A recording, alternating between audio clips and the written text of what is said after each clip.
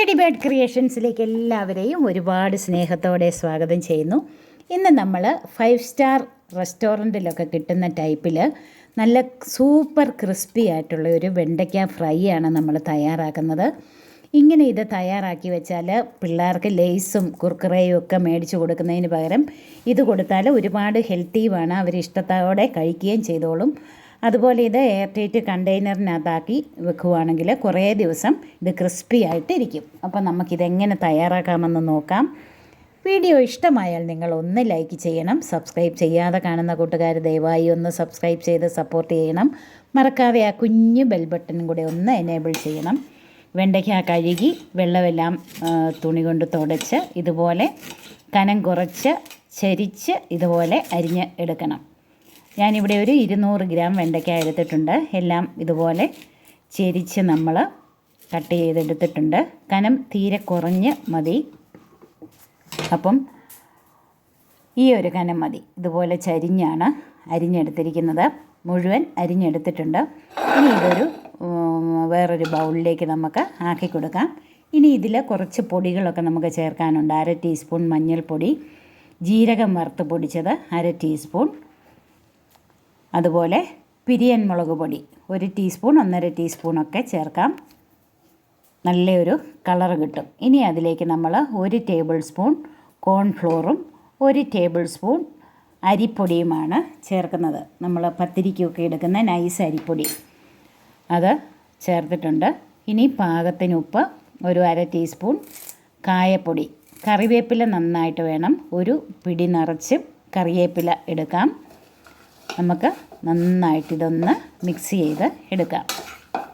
അപ്പോൾ ഇതിൽ വെള്ളമൊന്നും നമ്മൾ ചേർക്കുന്നില്ല. ഈ വെണ്ടയ്ക്കായിലുള്ള വെള്ളം മതി. നമ്മൾ ഇതുപോലെ കുടഞ്ഞ് ആ പൊടി മുഴുവനായിട്ട് ഇതിൽ മിക്സ് ആവണം. അതുവരെ നമ്മൾ ഒന്ന് കുടഞ്ഞെടുക്കണം. ഇനി ഇതിലേക്ക് 2 ടീസ്പൂൺ വിനാഗിരിയാണ് ചേർക്കുന്നത്.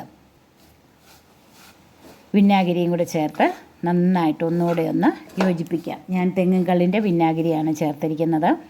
ഇനി ഓരോ ടേബിൾ സ്പൂൺ വീതം വെളുത്തുള്ളിയും ഇഞ്ചിയും ചതച്ചത്, നന്നായിട്ട് ചതച്ചത്, ജിഞ്ചർ ഗാർലിക് പേസ്റ്റ് വേണ്ട, നന്നായിട്ട് ചതച്ചത്, അത് നമുക്ക് കൈകൊണ്ട് തന്നെ ഒന്ന് തിരുമ്മി യോജിപ്പിക്കാം. നല്ല ടേസ്റ്റാണ് ഈ ഫ്രൈക്ക്.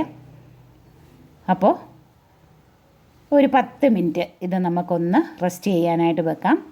10 മിനിറ്റ് കഴിയുമ്പോൾ നമ്മളതിലേക്ക് 1 ടേബിൾ സ്പൂൺ കടലമാവും കൂടെ ചേർക്കുന്നുണ്ട്.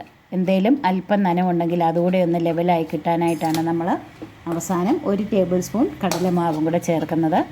നന്നായിട്ട് വീണ്ടും ഒന്നുകൂടെ ഒന്ന് മിക്സാക്കി എടുക്കുക. ഇപ്പം നമ്മുടെ പൊടികളെല്ലാം നന്നായിട്ട് ഇതിൽ കോട്ടഡ് ആയിട്ടുണ്ട്.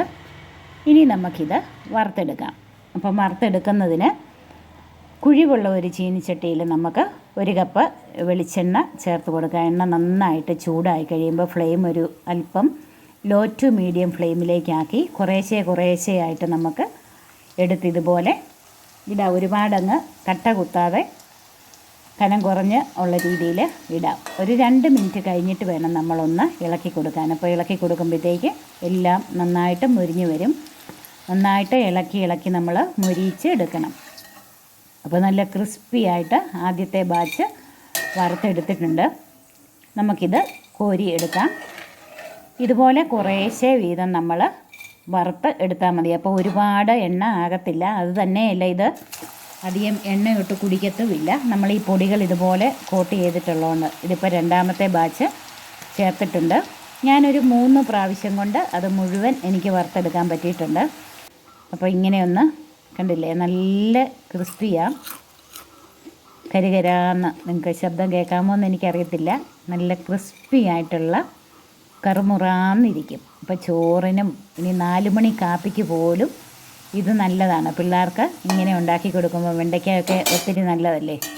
അപ്പോൾ നമ്മൾ ഇതുപോലെ ബേക്കറി പലഹാരങ്ങൾ മേടിക്കുന്നതിന് പകരം ഇതുപോലെ കുർക്കുറയും ലേസും അതിനകത്തൊക്കെ എന്തൊക്കെ ഉണ്ടെന്ന് പോലും നമുക്ക് അറിയത്തില്ല. അതുപോലെ ഇത് ചേർത്താണ് അവരുണ്ടാക്കുന്നത്. അപ്പോൾ ഇതൊക്കെ നാച്ചുറലായിട്ട് നമുക്കിങ്ങനെ ഉണ്ടാക്കി കൊടുത്താൽ അവർക്ക് ഇഷ്ടപ്പെടും.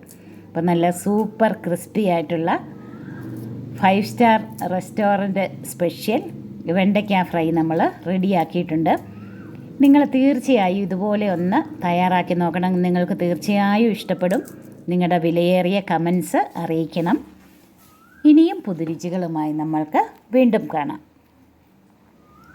എന്നെ സപ്പോർട്ട് ചെയ്യുന്ന എല്ലാവർക്കും ഒരുപാട് നന്ദി അറിയിക്കുന്നു. താങ്ക്